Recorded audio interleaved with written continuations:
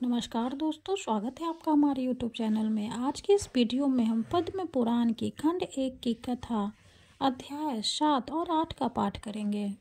अध्याय 7 में हम देवता, दानव, गंधर्व, नाग और राक्षसों की उत्पत्ति का वर्णन जानेंगे। तो आइए पाठ शुरू करते हैं। भीष्म जी ने कहा, गुरुदेव, देवताओं, दानवों, गंधर्व, नागों और राक्षसों की उत्पत्ति का आप विस्तार के साथ वर्णन कीजिए। पुलस्त्य जी बोले, गुरु नंदन कहते हैं, पहले प्रजा वर्ग की सृष्टि संकल्प से, दर्शन से तथा स्पर्श करने से होती थी, किंतु प्रजाओं को पुत्र दक्ष प्रजापति के बाद मैथुन से प्रजापति उत्पत्ति होने लगी। दक्ष ने आदि में जिस प्रकार प्रजा की सृष्टि की उसका वर्णन सुनो। जब वे पहले के नियमानुसार संकल्प आदि से देवता, ऋषि और नागों की सृष्टि करने लगे, किंतु प्रजा की वृद्धि नहीं हुई, तब उन्होंने मैथुन के द्वारा अपनी पत्नी वीरिनी के गर्भ से 60 कन्याओं को जन्म दिया। उनमें से उन्होंने 10 धर्म को, 13 कश्यप को, 27 चंद्रमा को, 4 अरिष्ट नेमिकों को, 2 भीगु पुत्र को, 2 बुद्धिमान किशय को तथा 2 महर्षि अंगिरा को ब्याह दी। वे सब देवताओं की जननी हुई। उनके वंश विस्तार का आरंभ से ही वर्णन करता है, सुनो। अस्थति, वशी, जामी, लंबा, भानु, मरुअतवती, संकल्पा, मूर्ता, शांधेया और विश्वा, ये 10 धर्म की पत्नियां बताई गई है। इनके पुत्रों के नाम सुनो। विश्वा के गर्भ से विश्वदेव हुए। साध्या ने साध नामक देवताओं को जन्म दिया। मरुत्वती से मरुत्वान नामक देवताओं की उत्पत्ति हुई। वसु के पुत्र 8 वसु कहलाए। भानु से भानु और मुहूर्ता से मुहूर्ताभिमानी देवता उत्पन्न हुए। लंबा से घोष, जामी से नागविथि नाम की कन्या तथा अरुंधति के गर्भ से पृथ्वी पर होने वाली समस्त प्राणी उत्पन्न हुए। संकल्प से संकल्पों का जन्म हुआ। अब वसु की सृष्टि का वर्णन सुनो। जो देवगण अत्यंत प्रकाशमान और संपूर्ण दिशाओं में व्यापक है, वे वसु कहलाते हैं। उनके नाम सुनो।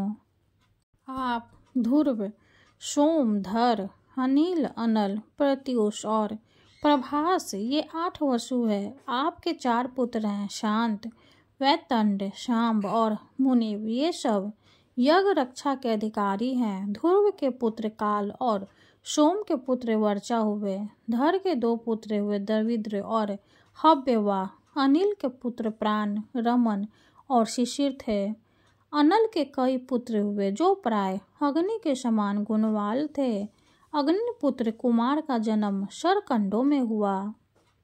उनके शाख, उपशाख और नग में ये 3 पुत्र हुए। कृतिकाओं की संतान होने के कारण कुमार को कार्तिकेय भी कहते हैं। प्रत्युष के पुत्र देवल नाम के मुनि हुए। प्रभास से प्रजापति विश्वकर्मा का जन्म हुआ, जो शिल्प कला के ज्ञाता हैं। वे महल, घर, उद्यान, प्रतिमा, आभूषण, तालाब, उपवन और कूप आदि का निर्माण करने वाले हैं। देवताओं के कारीगर वे ही हैं। अजैकपाद, अहिबंध्यु, विरूपाक्ष, रैवत, हर, बहुरूप, त्र्यंबक, सावित्री, जयंत, पिनाकी और अपराजित, ये 11 रुद्र कहे गए हैं। यह गण के स्वामी हैं। इनके मानस संकल्प से उत्पन्न 84 करोड़ पुत्र हैं, जो रुद्रगण कहलाते हैं। वे श्रेष्ठ त्रिशूल धारण किए रहते हैं। उन सबको अविनाशी माना गया है, जो गणेश्वर संपूर्ण दिशाओं में रहकर सबकी रक्षा करते हैं। वे सब सुरभि के गर्भ से उत्पन्न, उन्होंने पुत्र पौत्र आदि है। अब मैं कश्यप जी की स्त्रियों से उत्पन्न पुत्र पौत्रों का वर्णन करूंगा। अदिति, दीति, दनु, अरिष्टा, शूर्षा, सुरभि, विंता, ताम्रा, क्रोधवशा, ईरा, कद्रु, खश और मुनि, ये कश्यप जी की पत्नियों के नाम हैं। इनके पुत्रों का वर्णन सुनो। चाक्षुष मनवंतर में जो तुषित नाम से प्रसिद्ध देवता थे, वे ही वैवस्तव मनवंतर में 12 आदित्य हुए। उनके नाम है इंद्र, धाता, भग, त्वष्टा, मित्र, वरुण, अर्यमा, विवस्वान, सविता, पूषा, अंशुमान और विष्णु, ये सहस्त्रों किरणों से सुशोभित 12 आदित्य माने गए हैं। इन श्रेष्ठ पुत्रों को देवी अदिति ने मरीचिनंद कश्यप के अंश से उत्पन्न किया था। कृशासो नामक ऋषि से जो पुत्र हुए उन्हें देव प्रहरण कहते हैं। ये देवगण प्रत्येक मनवंतर और प्रत्येक कल्प में उत्पन्न एक विलीन होते रहते हैं। भीष्म में हमारे सुनने में आया है कि दिति ने कश्यप जी से 2 पुत्र प्राप्त किए जिनके नाम थे हिरण्यकशिपु और हिरण्याक्ष। हिरण्यकशिपु से 4 पुत्र उत्पन्न हुए, प्रहलाद, अनुहाद, संहाद और हाद। प्रहलाद के 4 पुत्र हुए, आयुष्मान, शिवी, वाशकाली और चौथा विरोचन। विरोचन को बलि नामक पुत्र की प्राप्ति हुई। बलि के 100 पुत्र हुए, उनमें बाण जेठ था। गुणों में भी वह सबसे बढ़ा चढ़ा था। बाण के 1000 बाहें थी तथा वह सब प्रकार के अस्त्र चलाने की कला में भी पूरा प्रवीण था। त्रिशूलधारी भगवान शंकर उसकी तपस्या से संतुष्ट होकर उसके नगर में निवास करते थे। बानासुर को महाकाल की पदवी तथा साक्षात पिनाकपानी भगवान शिव की समानता प्राप्त हुई। वह महादेव जी का सहचर हुआ। हिरण्याक्ष के उलूक, शकुनी, भूत संतापन और महाभीम ये 4 पुत्र थे। इनसे 27 करोड़ पुत्र पौत्रों का विस्तार हुआ। वे सभी महाबली, अनेक रूपधारी तथा अत्यंत तेजस्वी थे। धनु ने कश्यप जी से 100 पुत्र प्राप्त किए। वे सभी वरदान पाकर उन्मत्त थे। उनमें सबसे ज्येष्ठ और अधिक बलवान विप्रचिति था। धनु के शेष पुत्रों के नाम सौभानु, विषपर्वा आदि थे। सौभानु से सुप्रभा और पुलोमा नामक दानों से सची नाम की कन्या हुई। मप के 3 कन्याएं हुई, उपदानवी, मंदोदरी और कुहू। विषपर्वा के 2 कन्याएं थी, सुंदरी, शर्मिष्ठा और चंद्रा। वैशानार के 2 पुत्रियां थी, पुलोमा और कालका। ये दोनों ही बड़ी शक्तिशालिनी तथा अधिक संतानों की जननी हुई। इन दोनों से 60,000 दानवों की उत्पत्ति हुई। पुलोका में पुत्र पौलोम और कालका के कालखंज या काल के कहलाए। ब्रह्मा जी से वरदान पाकर ये मनुष्यों के लिए अवध्य हो गए थे और हिरण्यपुरम के निवास करते थे। फिर ये अर्जुन के हाथ से मारे गए। विप्रचिति ने सिंहिका के गर्भ से एक भयंकर पुत्र को जन्म दिया जो शहि के यानी राहु के नाम से प्रसिद्ध था। हिरण्यकश्यपु को बहिन कुल 13 पुत्र जिनके नाम ये है कंस, शंख, नल, वितापी, इलवल, नमूची, खशीम, अंजन, नरक, कालनाभ, परमाणु, कल्पवीर तथा धनुवंश विवर्धन। शाहाद दैत्य के वंश में निवात कवच का जन्म हुआ। ये गंधर्व, नाग, राक्षस एवं संपूर्ण प्राणियों के लिए अवध्य थे।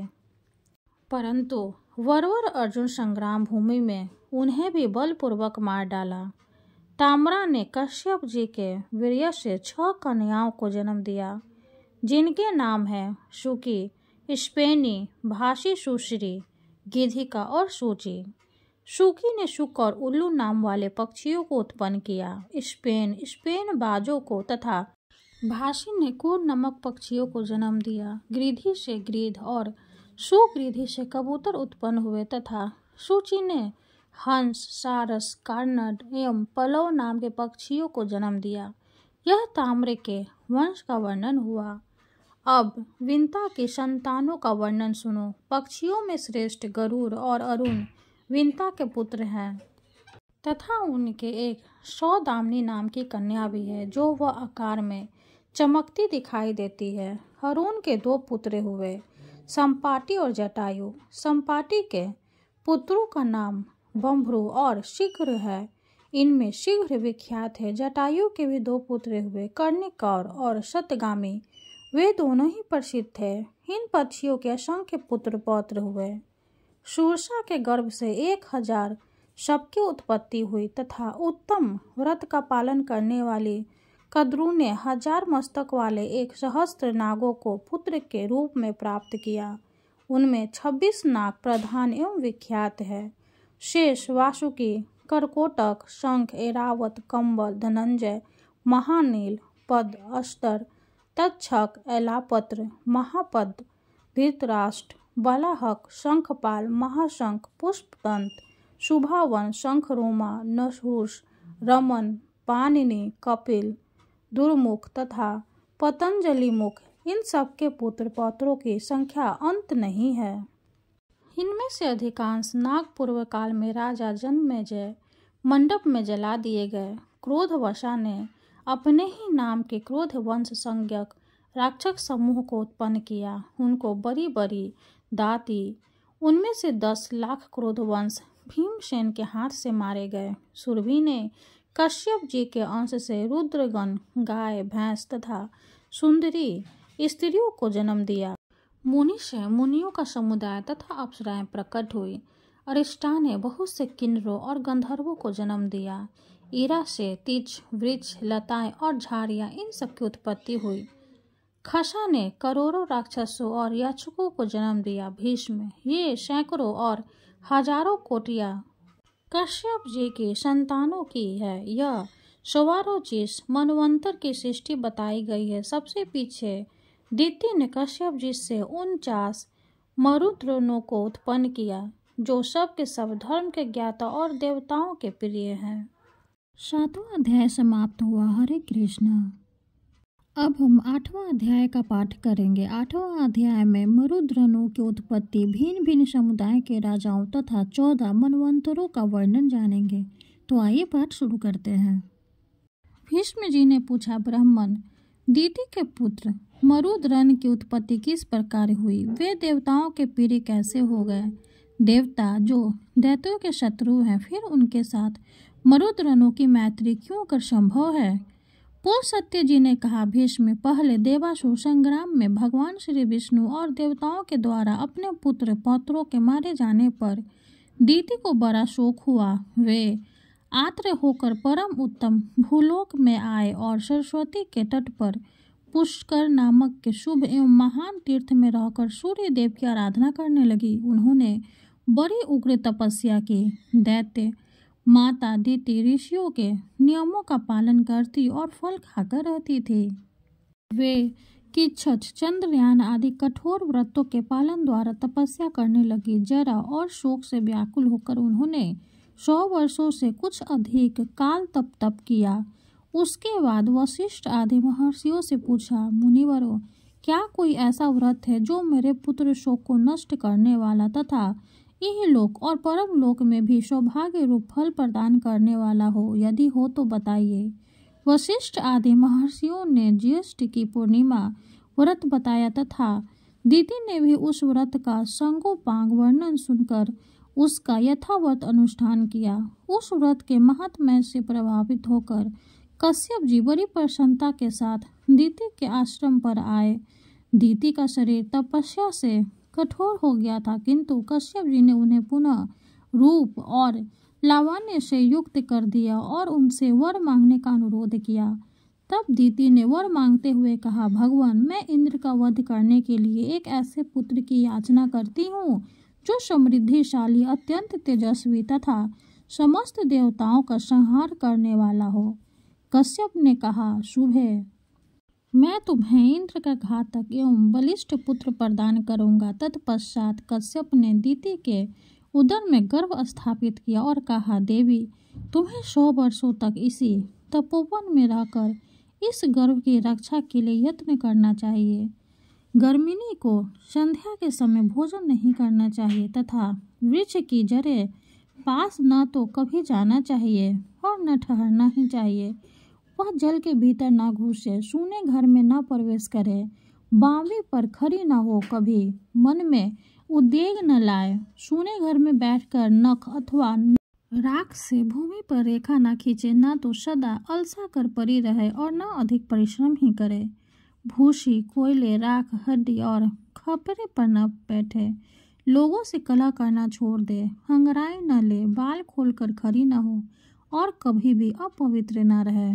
उत्तर की ओर अथवा नीचे सिर करके कभी न सोए, नंगी होकर उद्वेग में पड़कर और बिना पैर धोए भी शयन करना मना है। अमंगल मुक्त वचन मुंह से न निकाले, अधिक हंसी मजाक भी न करे, गुरुजनों के साथ सदा आदर का बर्ताव करे, मांगलिक कार्यों में लगी रहे, सर्वौषधियों से युक्त जल के द्वारा स्नान करे, अपनी रक्षा का प्रबंध करे, गुरु जी ने की सेवा करे और वाणी से सबका सत्कार करती रहे। स्वामी के प्रिय और हित में तत्पर रहकर सदा प्रसन्न मुखी बनी रहे। किसी भी अवस्था में कभी पति की निंदा न करे। यह कहकर कश्यप ने सब प्राणियों के देखते देखते वहां से अंतर्धान हो गए। तदंतर पति की बातें सुनकर दीति विधि पूर्वक उनका पालन करने लगी। इससे इंद्र को बड़ा भय हुआ। ये देवलोक छोड़कर दीति के पास आए और उनकी सेवा की इच्छा से वहां रहने लगे। इंद्र का भाव विपरीत था। वे दीति का छिद्र ढूंढ रहे थे। बाहर से तो उनका मुख प्रसन्न था, किंतु भीतर से वे भय के मारे विकल थे। वे ऊपर से ऐसा भाव जताते थे मानो दीति के कार्य और अभिप्राय को जानते ही न हो, परंतु वास्तव में अपना काम बनाना चाहते थे। तदंतर जब 100 वर्ष को समाप्ति में 3 ही दिन बाकी रह गए, तब दीति को बड़ी प्रसन्नता हुई। वे अपने को कृतांत मानने लगी तथा उनका हृदय विस्मय विमुग्ध रहने लगा।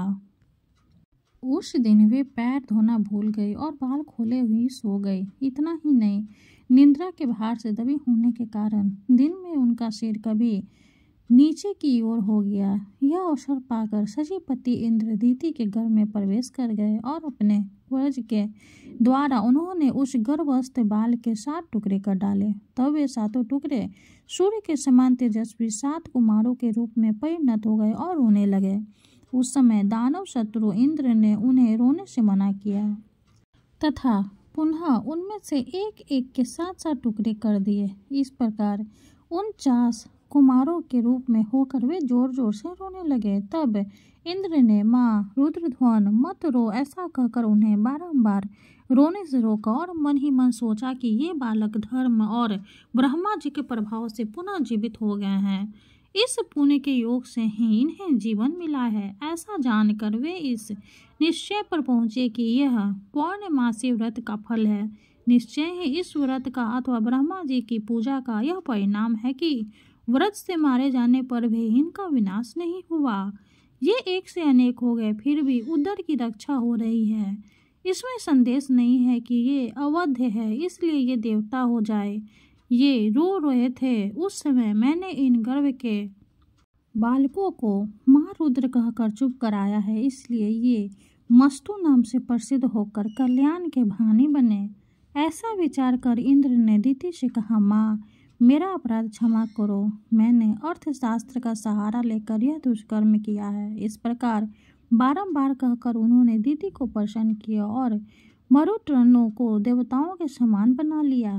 तत्पश्चात देवराज ने पुत्र सहित दीति को विमान पर बिठाया और उनको साथ लेकर वे स्वर्ग को चले गए। मरुद्वन यज्ञ भाग के अधिकार हुए और उन्होंने असुरों से मेल नहीं किया, इसलिए वे देवताओं के प्रिय हुए। भीष्म जी ने कहा, ब्राह्मण आपने आदि सर्ग और प्रतिसर्ग का विस्तार के साथ वर्णन किया। अब जिनके जो स्वामी हो उनका वर्णन कीजिए। पुल सत्य जी बोले, राजन जब पितु इस पृथ्वी के संपूर्ण राज्य पर अभिभिक्त होकर सबके राजा हुए, उस समय ब्रह्मा जी ने चंद्रमा को अन्न, ब्राह्मण वस्त्र और तपस्या का अधिपति बनाया। हिरण्य गर्भ को नक्षत्र, तारे, पक्षी, वृक्ष, झाड़ी और लता आदि का स्वामी बनाया। वरुण को जल का, कुबेर को धन का, विष्णु को आदित्यों का और अग्नि को वसुओं का अधिपति बनाया। राक्षसों को प्रजापतियों का, इंद्र को देवताओं का, प्रहलाद को दैत्यों और दानवों को, यमराज को पितरों का, शूलपाणी भगवान शंकर को पिशाच, राक्षस, पशु, भूत, यक्ष और वेताल राज को, हिमालयों को, पर्वतों का, समुद्र को, नदियां कर, चित्ररथ को, गंधर्व, विद्याधर और किन्नरों का भयंकर पराक्रमी, वासुकी को, नागरा, तक्षकों को, सर्पों का, गजराज रावत को, दिनकर, गरुड़ों, पक्षियों का, उच्च श्रवा को, घोड़ों का, सिंह को, मृगों का, सांड को, गौरवों का तथा लक्ष्य पाकर को, संपूर्ण वनस्पतियों का अधीश्वर बनाया। इस प्रकार पूर्व काल में ब्रह्मा जी इन सभी अधिपतियों को भिन्न भिन्न वर्ग के राजपद पर अभिव्यक्त किया था। कौरव नंदन पहले स्वयंभू मनवंतरों में याम नाम से प्रसिद्ध देवता थे। मरीचि आदि मुनि ही सप्त ऋषि माने जाते थे। अग्निधर, अग्निबाहु, विभु, श्रवण, ज्योतिष्य, युतिमान, हव्य, मेघा, मेघातिथि और वसु, ये 10 स्वयंभू मनु के पुत्र हुए जिन्होंने अपने वंश का विस्तार किया। ये पति सर्ग की सृष्टि करके परम पद को प्राप्त हुए। ये स्वयं प्रभु मनवंतरों का वर्णन हुआ। इसके बाद सुवारोचिष मनवंतर आया। सुवारोचिष मनु के 4 पुत्र हुए जो देवताओं के समान तेजस्वी थे। उनके नाम है नभ, नभस्य, प्रसिद्धि और भावन। इनमें से भावन अपनी कीर्ति का विस्तार करने वाला था। दत्तानेत्र, अति, चैवन, स्तंभ, प्राण, कश्यप तथा बृहस्पति, ये 7 सप्त ऋषि हुए। उस समय तुषित नाम के देवता थे। हविंद्र, सुकेत, मूर्ति, आप और ज्योतिरथ, ये वशिष्ठ के 5 पुत्र ही स्वारोचिष मनवंतरों में प्रजापति थे। यह द्वितीय मनवंतर का वर्णन हुआ। इसके बाद औत्तम मनवंतर का वर्णन करूंगा। तीसरे मनु का नाम था औतमी। उन्होंने 10 पुत्र उत्पन्न किए जिनके नाम है ईर्ष, ऊर्ज, तनुज, सूचि, शुक्र, मधु, माधव, नभस्य, नभ तथा सह। इनमें सह सबसे छोटा था। यह सब के सब उदार और यशस्वी थे। उस समय भानु संज्ञक देवता और ऊर्ज नाम के सप्तर्षि थे। कौकी, भिंड, कुतुम्भ, दाल, भय, शंख, प्रवाहित, मित और समित, ये 7 योगवर्धन ऋषि थे। चौथा मनवंतर तामसे नाम से प्रसिद्ध है। उसमें कवि, पिथि, अग्नि, अकपि, कपि, जन्य तथा धामा, ये 7 मुनि ही सप्तर्षि थे। शांतिघन देवता थे।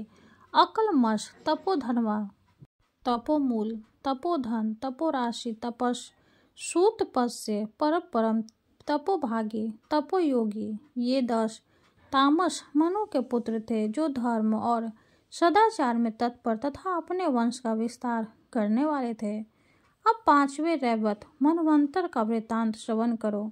देवबाहु, सुबाहु, पर्जन्य, सोमप, मुनि, हिरण्यरोमा और सप्ताश्व, ये 7 रैवत मनवंतर के सप्त ऋषि माने गए हैं। भूतरज्जा तथा प्रकृति नाम वाले देवता थे तथा वरुण, तत्वदर्शी, चितिमान, हव्य, कवि, मुक्त, निरुत, सुख, सतत, विमोह तथा प्रकाशन, ये 10 रैवत मनु के पुत्र हुए जो धर्म, पराक्रम और बल से संपन्न थे। इसके बाद चाक्षुष मनवंतर में भीगु, सुधामा, विरज, विष्णु, नारद, विविवान और अभिमानी, ये 7 सप्तर्षि हुए। उन समय लेख नाम से प्रसिद्ध देवता थे। इनके सिवा ऋभु, पितृभगु, वारिमूल और दिवोका नाम के देवता भी थे। इस प्रकार छाजुष मनवंतर में देवताओं की 5 योनियां थी। छाजुष मनु के 10 पुत्र हुए जो रूर आदि नाम से प्रसिद्ध थे। अब 7वें मनवंतर का वर्णन करूंगा जिसे वैवस्वतः मनवंतर कहते हैं। इस समय अति, वशिष्ठ, कश्यप, गौतम, योगी भरद्वाज, विश्वामित्र और जगदिमासात ऋषि ही सप्तर्षि है। यह धर्म की व्यवस्था करके परम पद को प्राप्त होते हैं। अब भविष्य में होने वाले सामान्य मनवंतर का वर्णन किया जाता है। उस समय अध्यथामा, ऋष्यभृंग, कौशिक्य, गालव, शतानंद, काश्यप तथा परशुराम, ये सप्तर्षि होंगे। धीति, वरियान, यवसु, सुवर्ण, धृष्टि, चरिनसु, आध, सुमति, वसु तथा पराक्रमी शुक्र, ये भविष्य में होने वाले स्वर्णिम मनु के पुत्र बतलाए गए हैं। इसके सिवा रौच्य आदि दूसरे मनु के भी नाम आते हैं।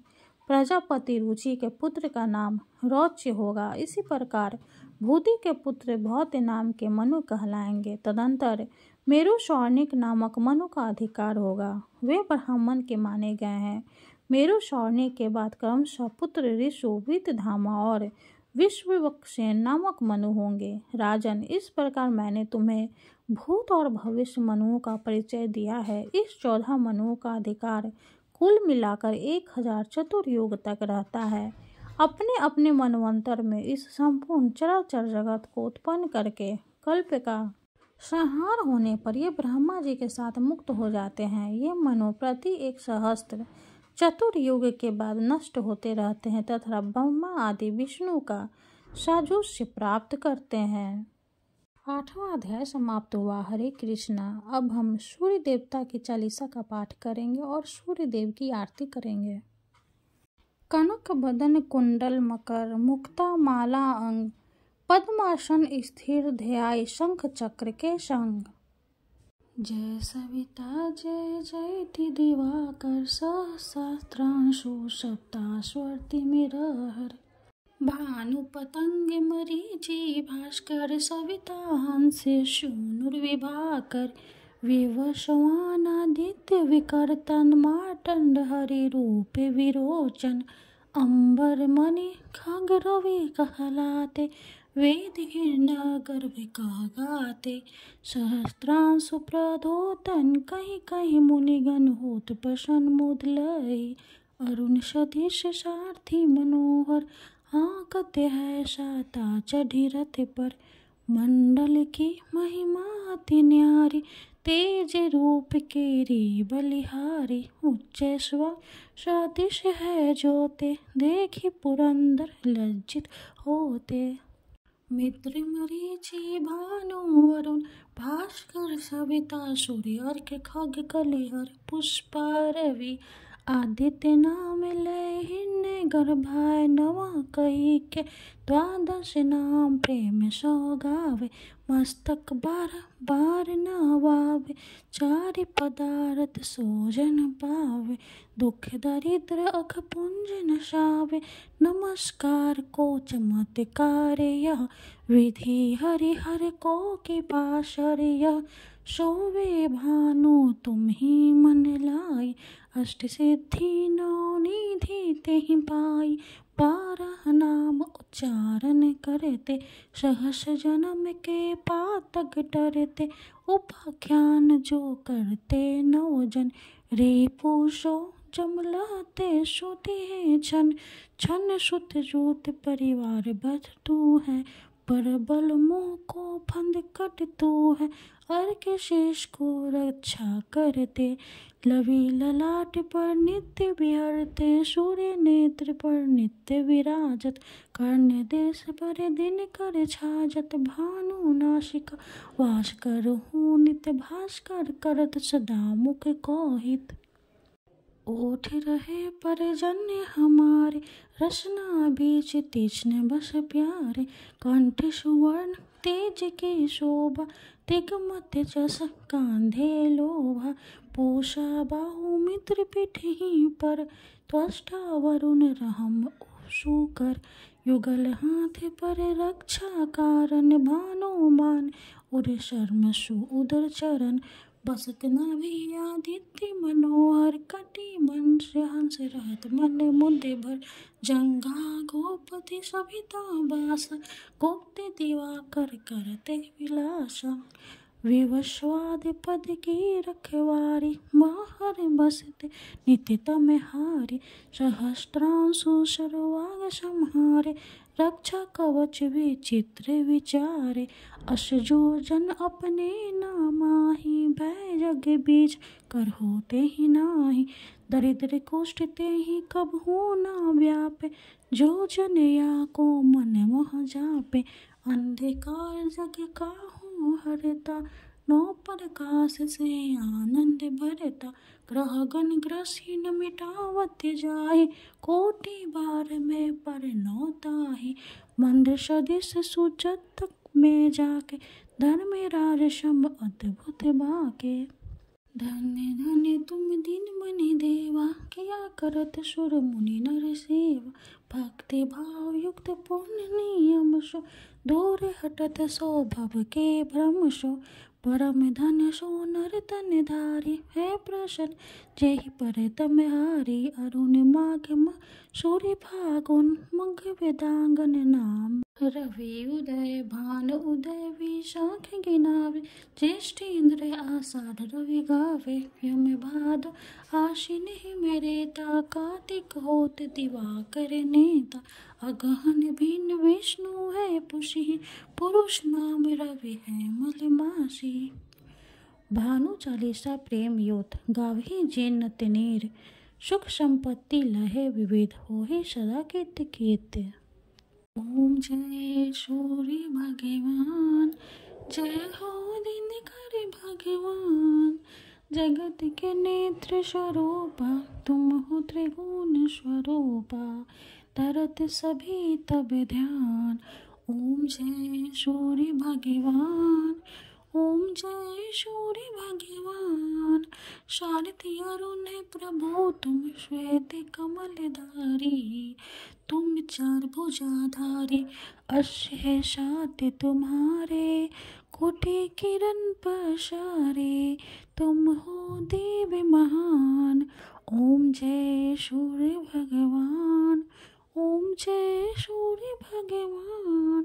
उषा काल में जब तुम उदया चले आते, सब तब दर्शन पाते, फैलाते उजियारा, जागता तब जग सारा, करे सब तब गुणगान। ओम जय सूर्य भगवान, ओम जय सूर्य भगवान।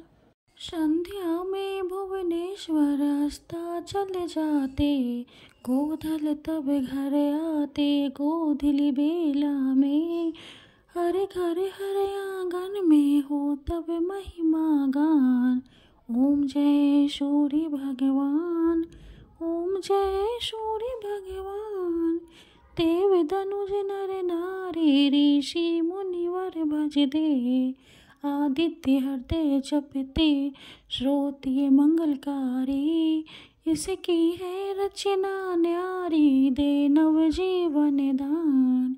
ओम जय सूर्य भगवान, ओम जय सूर्य भगवान। तुम हो त्रिकाल रचयिता, तुम जग के आधार, महिमा तब अपरंपार, प्राणों का चिंतन करके भक्त अपने देते बल बुद्धि और ज्ञान। ओम जय सूर्य भगवान, ओम जय सूर्य भगवान। भूचर जलचर खेचर, सबके हो प्राण तुम्ही, सब जीवों के प्राण तुम्ही, वेद पुराण बखाने, धर्म सभी तुम ही माने, तुम ही सर्वशक्तिमान। ओम जय सूर्य भगवान, ओम जय सूर्य भगवान। पूजन करते दिशाएं पूजे, 10 दिक्पाल, तुम भुवनों के प्रतिपाल, ऋतु में तुम्हारी दासी, तुम शाश्वत अविनाशी, शुभकारी अंशुमान। ओम जय सूर्य भगवान, ओम जय सूर्य भगवान। जय हो दिनकर भगवान, जगत के नेत्र स्वरूपा, तुम हो त्रिगुण स्वरूपा, स्वरूपा धरत सभी तब ध्यान। ओम जय सूर्य भगवान, ओम जय सूर्य भगवान। सूर्य भगवान की जय हो। वीडियो अगर अच्छी लगे तो लाइक कर दे, चैनल को सब्सक्राइब कर दे। धन्यवाद।